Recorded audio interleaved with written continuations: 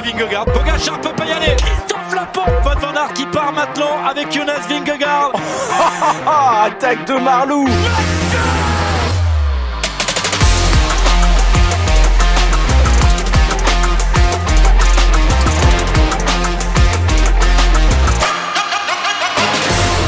Bonjour à toutes et à tous, c'est parti pour le podcast des débriefs de Milan-San Remo, Milano-San Remo, avec la victoire de Jasper Philipsen qui rentre enfin dans la catégorie des vainqueurs de monuments. Le Belge s'est imposé donc sur la Via Roma devant Michael Matthews et Tadej Pogacar. Avec nous le Tadej Pogacar charentais, ou presque, Étienne Gourceau de Dico du Sport. Salut Étienne. Salut Guillaume, eh bien écoute, j'ai voulu monter une bosse chez moi et... Non, je ne suis pas le Tadej Pogacar charentais malheureusement. Bon, eh ben voilà, on laissera ce titre à quelqu'un d'autre.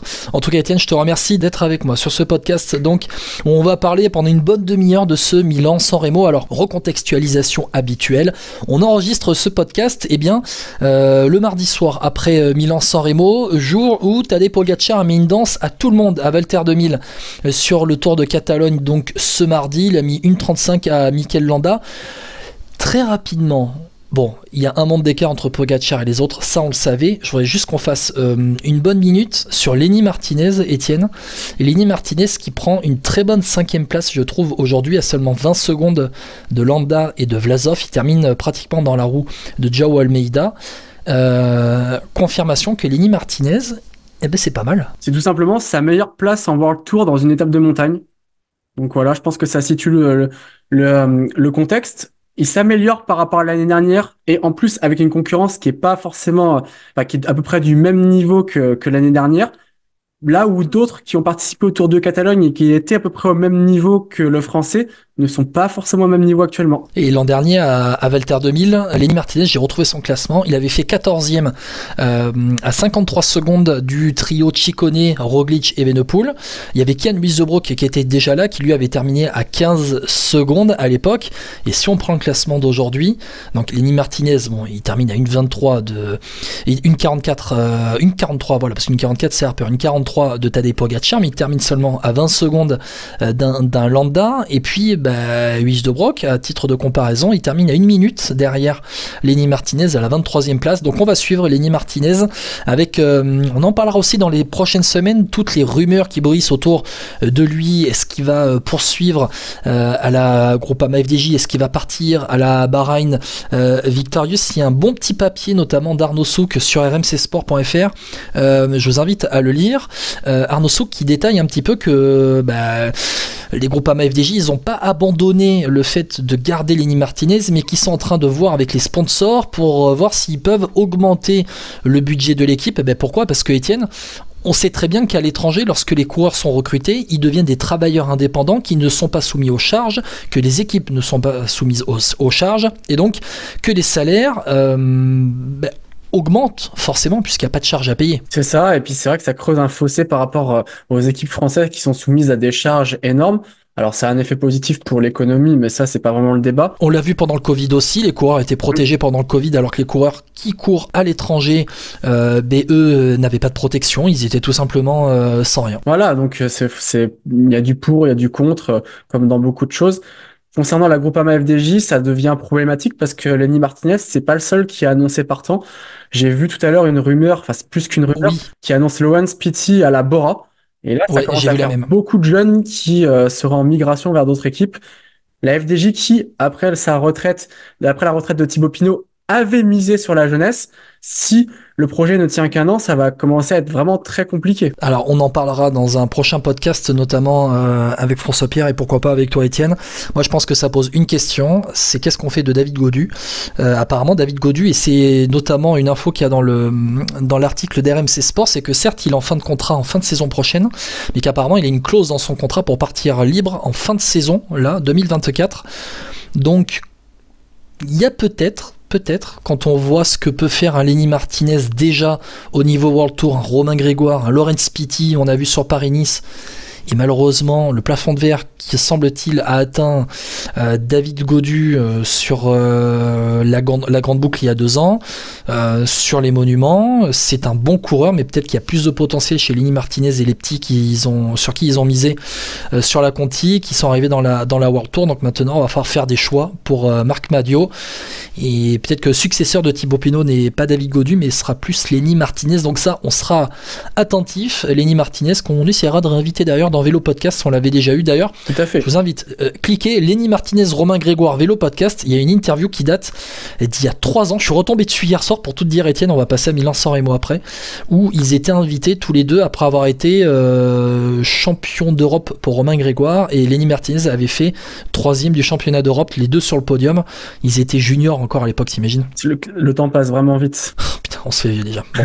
Allez, go, on va parler de Milan-San Remo. Donc, Étienne, avec cette victoire de Jasper Philipsen devant Matthews et Pogačar, je l'ai dit. Rapidement, je vous parle du top 10 avec Pedersen 4, Bettiol 5, Mohoric, Van Gils, très intéressant le petit de la Lotto Destiny, Jasper Stuyven 8e, 9e Julien Alaphilippe et 10e Mathieu Van Der Poel, qui a travaillé pour Jasper Philipsen, Pidcock et Sobrero.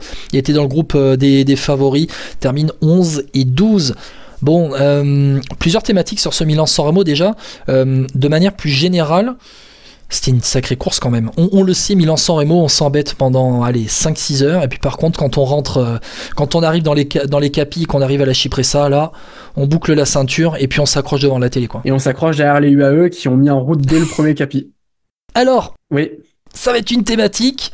Je suis d'accord pour que les UAE aient mis en route.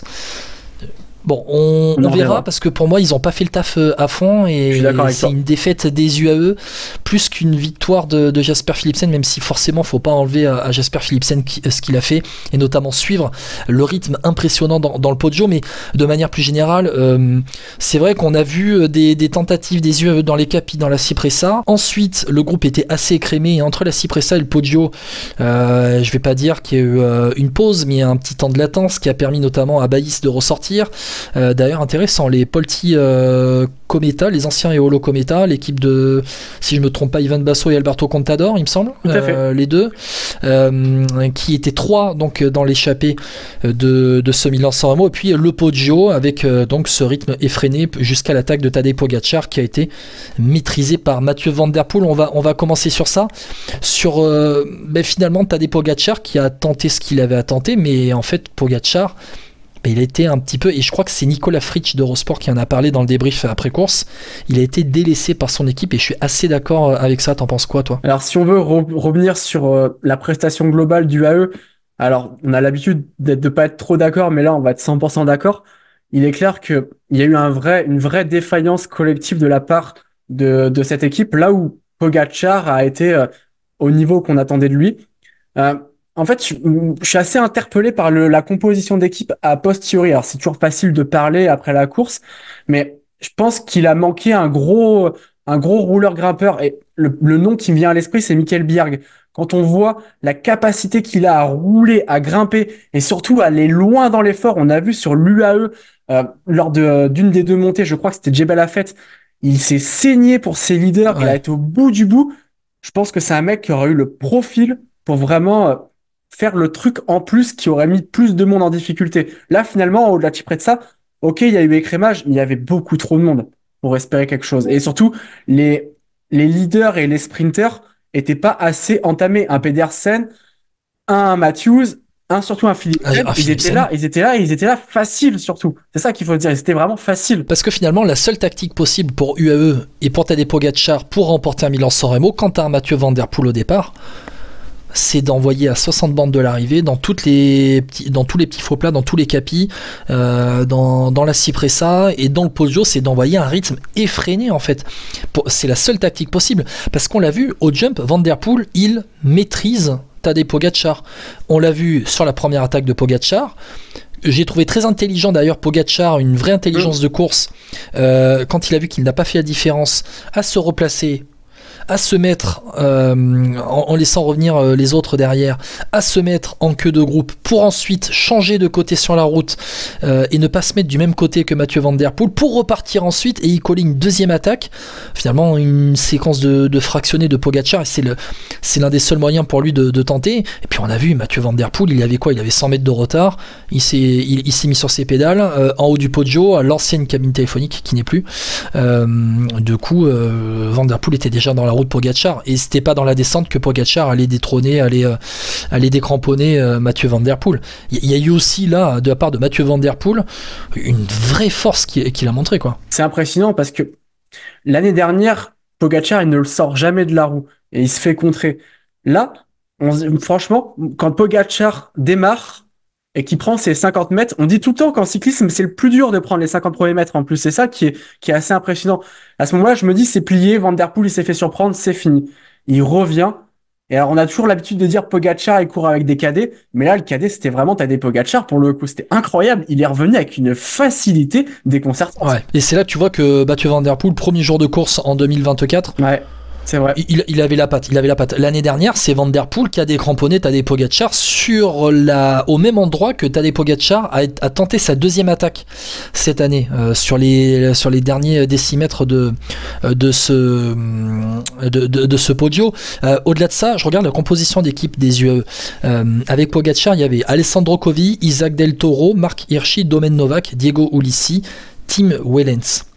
Qui on a vraiment vu rouler. Au début, c'est Domen Novak qui a envoyé. D'ailleurs, on se souvient que sur les 2 tiers du parcours, jusqu'à 50-60 bornes de l'arrivée et jusqu'au Capi, c'est Lidl Trek et Alpecin qui ont mené le peloton.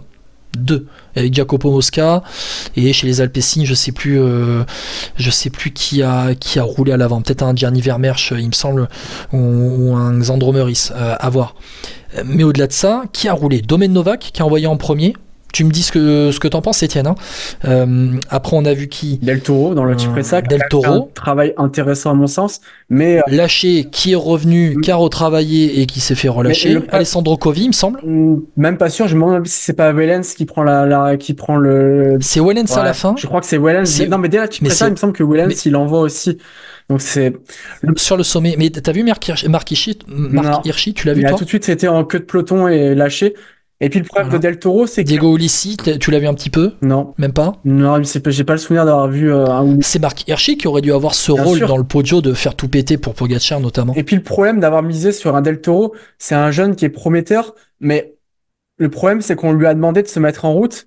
Il y avait déjà 270 km et ça, c'est pas pareil qu'une course où il y en a que 200 ou 210, même plutôt moins. Est-ce qu'il avait ses 270 bornes dans on l'a vu coincé même dans le peloton, hein. Ouais. Il a voulu monter, mais on a vite au bout d'un kilomètre de la Cipressa, il était déjà en rupteur et bouche grande ouverte et c'était fini et limite ça commençait à revenir de l'arrière à ce moment-là, c'est pour dire. Toi qui aimes bien paraphraser les gens et notamment les footballeurs, Étienne, notamment on peut réécouter dans un des derniers podcasts une magnifique paraphrase de Kylian Mbappé, le cyclisme il a changé. Tu peux le refaire s'il te plaît? Le cyclisme il a changé. Voilà. On met en boîte. Il y a notamment moi une phrase qui me revient, c'est-à-dire que faire 270 bornes dans les roues, oui. Faire 270 bornes, même si c'est dans les roues, ce n'est pas anodin. Comme dirait un certain Bruno Chirou, c'est ça? Voilà, de ton club préféré, anciennement de ton club préféré, l'Olympique lyonnais. C'est pas anodin. Donc envoyer un Isaac Del Toro, c'est vrai, avec toute la force qu'il a et toutes les qualités qu'il a montrées, notamment depuis le début de saison. Voilà. Donc il manquait en fait dans cette équipe UAE, Étienne, un vrai. Tu t'en as parlé, Michael Bjerg notamment. Un vrai rouleur. Cette force pour faire péter. Mais en fait, monter la Cipressa et le Poggio.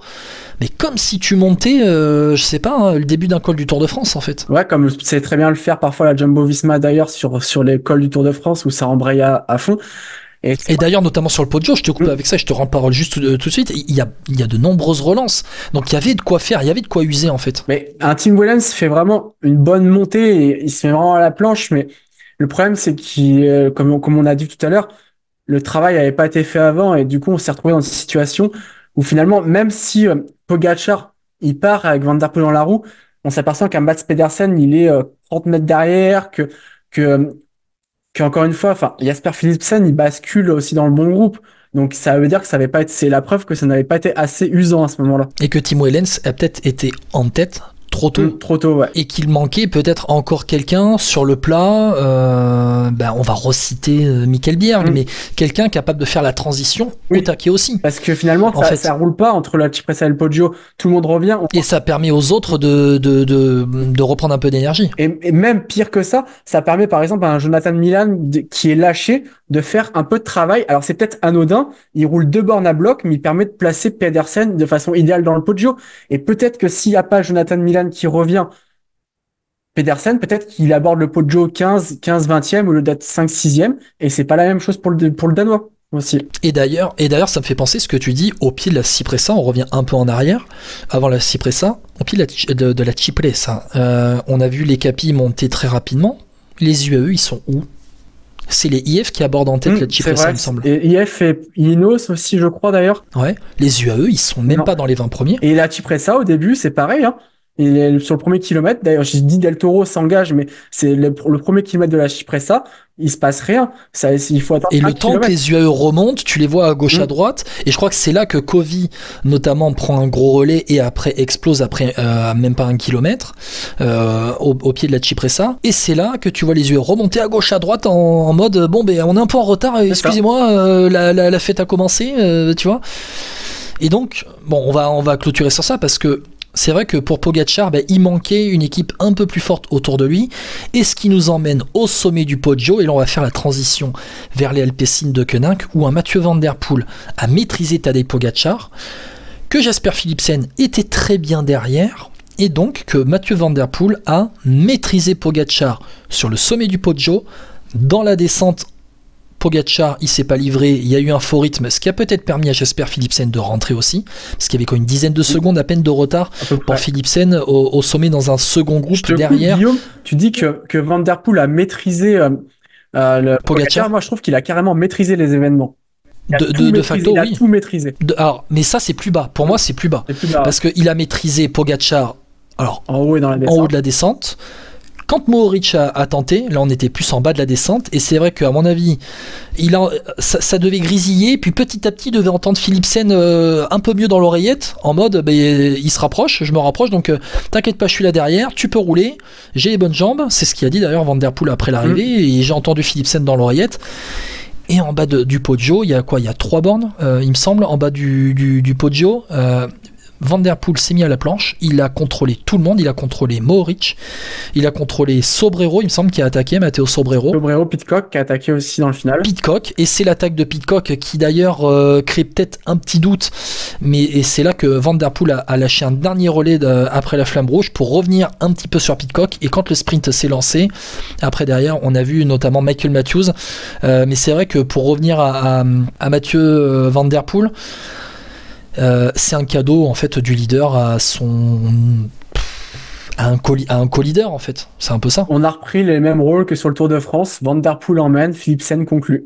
Et c'est là où est-ce que pour toi Van Der Poel fait partie de ces grands en fait, dans le sens où il fait partie des grands, ça c'est sûr, mais des grands dans une dimension autre où en fait ça le dérange pas, et j'ai l'impression que c'est un peu la nouvelle génération qui veut ça le dérange pas de se mettre à la planche pour les autres. J'ai l'impression, en tout cas sur le Tour de France, on l'a vu assez transparent sur le plan individuel, mais finalement être un poisson pilote redoutable pour placer à chaque fois Philipsen dans les meilleures conditions. Et c'est vrai que j'ai l'impression que c'est quelqu'un qui est capable de se transformer en coéquipier de luxe, plus que de luxe là pour le coup, pour ses différents leaders. Et c'est vrai que quand tu as un coureur de la classe de Philipsen, je crois que finalement le fait que Van Der Poel ait gagné Milan-San Remo, ça a rebattu les cartes. Je pense qu'un Van Der Poel qui a pas gagné Milan-San Remo, il aurait joué sa carte personnelle avec Pogačar quitte à le relayer. Mais là, au final, il l'avait déjà gagné, la pression était sur Pogačar. Tant pis si ça rentre, parce que si ça rentre, de toute façon, le mec qui est de mon équipe qui rentre, c'est le plus rapide du groupe de contre. Donc autant, finalement, il avait les événements avec lui, parce que si ça rentrait pas, il avait quand même 80% de chances de battre Pogačar au sprint, parce que Pogačar se serait livré plus que le néerlandais et se serait grillé. Et si ça rentrait, s'il y avait Philipsen derrière pour pouvoir finir le travail. même si on a vu c'était pas si simple que ça pour le Belge. Oui, alors d'ailleurs pour Mathieu Van Der Poel, l'année dernière sur le Tour de France, il était en préparation des championnats du monde qui avaient été avancés au début du mois d'août à Glasgow. Et oui, il a pas été trop mauvais. Bah oui, puisqu'il rapporte le maillot arc-en-ciel en effet avec un énorme numéro, mais c'est vrai qu'il s'était mis à la planche et on l'avait vu notamment sur le Tirreno de l'année dernière ou sur Tirreno Adriatico l'année dernière. Et bien il s'était mis en poisson pilote de Jesper Philipsen, préparation idéale puisqu'il avait remporté Milan-San Remo. Derrière, pour passer à Jesper Philipsen, parce que quand même honneur au vainqueur, il a montré une force impressionnante. Et peut-être que le déclic pour lui, il remonte à la saison dernière avec sa 2e place à Paris-Roubaix. Il rentre dans la catégorie non pas d'un très bon sprinter, peut-être aujourd'hui le meilleur sprinter au monde, et je suis pas loin de le penser que c'est le meilleur sprinter au monde aujourd'hui, Jesper Philipsen. Mais au-delà de ça, ça devient quand même un sacré coursier capable de performer sur des pavés et maintenant capable de gagner Milan-San Remo. En tout cas, ce qui fait la différence entre un grand sprinter et un grand champion, c'est la capacité à briller en dehors de son propre terrain de base. Et par exemple, la différence entre Mark Cavendish et Marcel Kittel, c'est que Mark Cavendish a su se sublimer sur Milan-San Remo pour remporter la course, là où l'Allemand, il a jamais pu briller sur la Primavera finalement. C'est vrai que tu vois là en fait les coureurs et c'est en fait c'est au-delà de ça, c'est les coureurs capables de passer des ponts d'autoroute en fait, c'est un peu ça. Podio c'est pas un pont d'autoroute, attention, me faites pas dire ce que j'ai pas dit. Non mais finalement les Italiens ils aiment bien le terme de fuori classé et on est là finalement. Fuori classe en français pour ceux qui n'ont pas compris.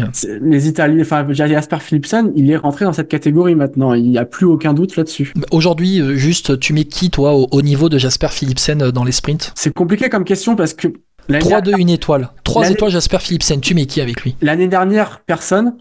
Cette année, j'aurais tendance à penser Jonathan Milan, je pense qu'il a franchi un gros cap. Reste à savoir quand il fait pas, il a ses problèmes de placement, l'Italien surtout. Mais sinon, compliqué. Tim Merlier? Ouais, Tim Merlier, mais finalement, on l'a vu sur Tirreno, sur une vraie confrontation avec les 2 autres meilleurs sprinters au monde, il n'a pas trouvé l'ouverture. Donc on pourrait presque dire 2 étoiles et demie pour Merlier. Voilà, donc Jesper Philipsen, Jonathan Milan en pur sprinter, en pure puissance, pur sprinter. Ouais. Aujourd'hui, Jonathan Milan, alors je crois que Jonathan Milan, on avait fait le podcast présentation des classiques, il me semble qu'il est annoncé sur Paris-Roubaix. Il est annoncé, oui c'est ça, il a fait l'ouverture sur l'Omloop et sur Paris. C'est vrai que Paris-Roubaix ça peut être une course qui est plutôt dans ses cordes. C'est plat, je regarde Paris-Roubaix, exactement. Il est annoncé sur le Tour des Flandres et sur Paris-Roubaix. Je pense que ce sera un peu dur pour lui parce que si t'es pas capable de passer à Cipressa, je pense que dans les monts pavés, il aura du mal à exister. Bon, après, c'est un jeune coureur, 23 ans, il prépare les Jeux Olympiques sur la piste. Voilà, on verra peut-être plus tard quand il va passer plus sur la route, peut-être après les JO de Paris. Mais en tout cas, je veux vraiment le voir sur Paris-Roubaix. Je pense qu'il peut se passer quelque chose, Jonathan Milan. Après, on verra. Avec la double carte Pedersen, ça peut être sympathique, c'est clair. Exactement. Pour terminer sur Jesper Philipsen, il y a ce sprint, donc avec le travail de Mathieu Van Der Poel. Le sprint qui est lancé, il me semble, derrière, après le travail de Van Der Poel, Stuyven qui travaille pour Pedersen. Le sprint lancé par Pedersen, Michael Matthews hyper bien placé, et puis Jesper Philipsen qui se fait ce petit trou le long de la barrière, avec notamment un Michael Matthews Fairplay qui lui qui a un peu changé de ligne et qui lui ferme pas la porte. Alors qu'il aurait pu en toute légalité. Il aurait pu, il aurait pu écarter le coude. Ouais, en toute légalité, je pense que ça aurait porté à discussion. Mais en tout cas, voilà, le sprint fair play et puis grosse frustration quand même pour Michael Matthews parce que ce gars-là, il mérite quand même. Il mérite et il y arrive pas. On parle souvent en football on fait une liste des meilleurs joueurs qui n'ont jamais gagné la Ligue des Champions, la Coupe du Monde, etc. On pourrait faire une liste de grands coureurs. Alors, en cyclisme, on peut faire une liste de grands coureurs qui n'ont pas gagné un grand tour. Landa serait plutôt pas trop mal placé. Mais je pense que Matthews, si tu fais une liste de grands coureurs dans l'histoire qui n'ont jamais gagné un monument, il est top 5 et peut-être pas 5e. Et je suis entièrement d'accord avec toi. Lui, il a quand même pas de chance d'être tombé sur une génération. Il y avait Petar Sagan, notamment. La fin de Cancellara Bonen, le début d'Alaphilippe et après le début de Van Der Poel, Van Aert, Pogacar et compagnie. En fait, il est toujours tombé sur des gars qui sont des phénomènes. Et Michael Matthews, eh ben, il se retrouve avec encore une deuxième place sur ce Milan-San Remo.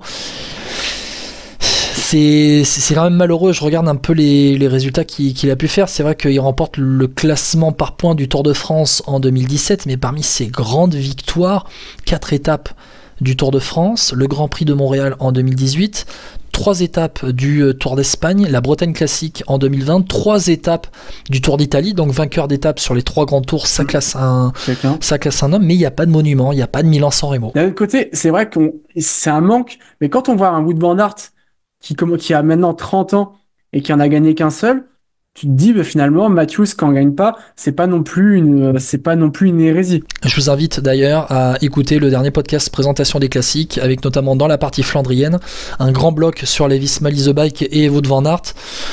Voilà, je vous tease seulement ça, mais ça rejoint ce que tu dis, Étienne, avec d'ailleurs notamment chez les Visma Lease the Bike, on fait une défiance collective. Christophe Laporte, qui n'a pas été invité, mais je crois qu'il a été retardé par la chute dans les capis. Ouais, il est malade surtout. Il est même forfait pour l'E3 déjà. Donc d'accord. Ça devient très problématique pour le français, dont j'ai peur que la classique soit déjà terminée avant même d'être commencée. Bon, après on verra ce qu'il a, mais c'est vrai que ça tombe au plus mauvais moment, puisque là on rentre dans la deuxième quinzaine du mois de mars. Mais il est malade, c'est sûr, ça a été confirmé par son équipe. Voilà, on va avoir le Tour des Flandres le 31 mars, et peut-être que maintenant en fait c'est tout pour Paris-Roubaix le 7 avril, on verra quand il va s'en mettre. Et exactement, mais c'est vrai que Christophe Laporte était vraiment la carte leader bis de Visma Lease the Bike pour ces Flandriennes, et derrière Olaf Koy aussi, qui était très très bon sur ce début de saison et qui n'est pas arrivé à accrocher ce groupe des meilleurs, parce qu'il termine pas loin derrière, il termine 14e en fait. C'est pas insultant, parce que quand tu vois des coureurs comme Laurent Spitty, Corbin Strong ou même des Cosnefroy qui n'arrivent pas à basculer, tu te dis que Koy, déjà franchement, le voir là, c'est pareil, c'est un jeune coureur. Ouais. Franchement, il termine deuxième du groupe, deuxième du peloton des poursuivants à 35 secondes. C'est pas si mal, franchement. Je suis d'accord avec toi. Je conclue sur Jasper Philipsen, on va conclure sur lui. Pour dire tout simplement qu'il est rentré dans la catégorie des vainqueurs de monuments, qu'il est capable, à mon avis, de remporter un Paris-Roubaix. Et même pour moi, il est capable de briller sur le Tour des Flandres. Si Christophe a pu gagner le Tour des Flandres, Jasper Philipsen peut gagner le Tour des Flandres. Alors ça, tout dépendra des scénarios de course, tout dépendra de la start list au départ, tout dépendra de pas mal de choses en fait. Mais par exemple, cette année, un Pogacar est pas là pour dynamiter à 70 km de l'arrivée. Si par exemple, on se retrouve avec un groupe de 7-8 et qu'il est là, ça sera le grand favori, encore une fois. Peut-être que Van Der Poel va lui avoir envie de tout gagner sur le Tour des Flandres. On a vu Tadej Pogacar qui s'est dit moi j'ai envie de tenter les 5 monuments. En tout cas, j'ai envie de tenter de remporter Milan-San Remo, parce que je l'ai pas coché dans ma carrière. Peut-être que lui, Mathieu Van Der Poel, il se dit dans la course au vainqueur de monuments face à Tadej Pogacar, il y a peut-être une rivalité qui s'offre, une rivalité assez saine, parce que Tadej Pogacar, j'ai l'impression que chaque année il va remporter le Tour de Lombardie. Oui. Mais au-delà de ça, Mathieu Van Der Poel, c'est peut-être le roi des Flandres, le roi du Tour des Flandres, et qu'il a envie de s'inscrire un peu dans ça, dans sa carrière. Sauf qu'il y a un petit côté aléatoire dans le Tour des Flandres, qui est un mauvais placement, une chute, une crevaison, des choses qu'il n'y a pas forcément dans d'autres monuments, ou qui sont quand même moins nerveux que peuvent l'être les monuments pavés. Et si par exemple, coup de malchance, Mathieu Van Der Poel tombe, se retrouve à 1 minute du groupe de tête où il y a Philipsen, peut-être que les cartes peuvent être battues. Après, intrinsèquement, il est clair que Van Der Poel est une jambe au-dessus sur ce profil que son coéquipier. Je suis entièrement d'accord avec toi, et puis c'est vrai que Mathieu Van Der Poel, même avec un mauvais placement, une accélération, c'est vrai, il peut te remonter tout le peloton. Donc il y a ça aussi. On va conclure un peu sur ce top, en tout cas sur ces grandes thématiques de ce Milan-San Remo. Juste quand même dire que malgré toutes ces attaques, Pogacar a quand même fait 3e du sprint à la Via Roma pour arriver sur le podium. D'ailleurs, il a vécu sa meilleure vie sur le podium. Tadej Pogacar, il faisait des bisous à tout le monde. c'est vraiment et ça fait écho à ce qu'a dit notamment Lance Armstrong, en disant mais les gars ils se font des câlins aujourd'hui après les batailles et tout, après avoir perdu, je comprends pas et tout. Bon, parenthèse refermée. Ouh là là, j'ai cité Lance Armstrong dans Vélo Podcast. Attention, les gens vont être complètement fous, désolé. Pogacar, je pense que c'est ma théorie. Je pense que, alors il aime gagner, mais lui, ce qu'il aime avant tout, c'est de faire du vélo. C'est-à-dire qu'en fait, Mais oui. tant qu'on s'est castagné, lui, il s'est bien amusé. Il a pas gagné, mais il s'est bien éclaté. Il a mis ses castagnes dans Exemple le sur le Tour de Poggio. Catalogne. Il est heureux. Ouais, pareil, il était en tête après 30 km de course enfin, pas en tête, mais il était en chasse-patate. Avec Domen Novak. Après, il a dit qu'il s'était planqué dans les bois pour faire peur au peloton. Enfin, c'est plus ou moins ce qu'il a sorti en interview. Et non, je pense qu'en fait, c'est quelqu'un qui aime foncièrement le vélo et pour peu qu'il puisse s'amuser, il est heureux.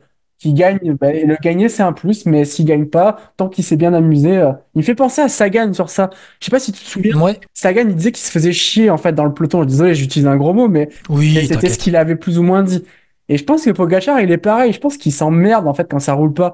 Lui, ce qu'il veut, c'est faire du vélo. Tu sais, c'est un peu comme la sortie du dimanche avec ton pote. Il y a rien de calibré. Tu sors 300 mètres, tu mets une première attaque dans T'as une pancarte là qui voilà, t'as une arrive, t'y vas, pancarte qui est hop. là. Au bout de 30 km, t'es mort. Mais voilà, quoi. Tu t'es bien éclaté. Et lui, c'est Ouais, pareil. je suis d'accord avec toi. Et écoutez, non, mais lisez l'interview dans l'équipe de Tadej Pogacar. Alors, l'interview à date de samedi, c'était au matin de Milan-San Remo. L'interview dans l'équipe, alors je crois que c'est Alexandre Ross. Je voudrais rendre à César ce qui est à César. Une très bonne interview où en fait Alexandre Ross est dans la voiture vers Milan-San Remo avec Tadej Pogacar, avec Urska Zigart, notamment sa femme. Et je crois que le troisième, ça devait être Matej Mohoric qui était aussi dans la voiture. Et Tadej Pogacar est interviewé. Et tu vois en fait tout l'état d'esprit de Tadej Pogacar, son amour pour le vélo, de faire la course en fait, et je trouve que c'est assez sympa, assez rafraîchissant, et voilà, foncez sur cette interview donc dans l'équipe de Tadej Pogacar. Juste vite fait, les tops, les flops pour terminer, mais en bref, vraiment en bref, 30 secondes sur chaque. Est-ce que Mats Pedersen fait partie des flops?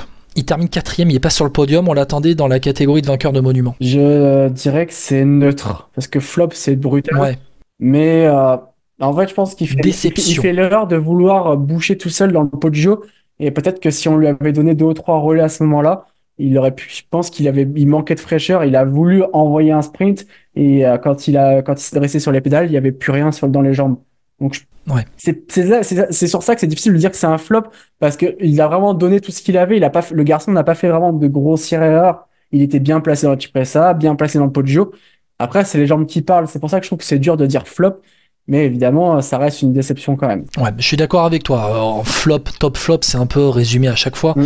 Mais c'est vrai que pour Mats Pedersen, peut-être que lui, il s'est dit aussi, si je rentre pas au sommet du Poggio, je gagnerai jamais Milan-San Remo. Il s'est pas C'est douté possible. plus tard qu'il y avait la course d'équipe des Alpecin, etc., etc. Donc il y avait peut-être de ça aussi. Derrière, je vois pas quand même beaucoup de flops Binyam Guirmet pour moi.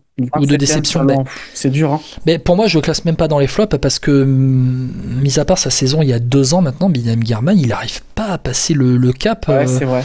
à être régulier au niveau. Je regarde son meilleur résultat cette saison, 4ème place sur un sprint à Tirreno, 2ème du classement par points au Tour Down Under, une victoire sur la Surf Coast Classic devant Elia Viviani et Corbin Strong, mais on était dans le début de saison en Australie, et puis l'an dernier Binyam Girmay, pardon, sur le Tour de France il fait 6ème aux Champs-Élysées, il fait 3ème à Bordeaux, mais derrière il rentre jamais dans le top 10 d'un sprint. Il remporte une étape au sprint sur le Tour de Suisse, et Très belle étape d'ailleurs.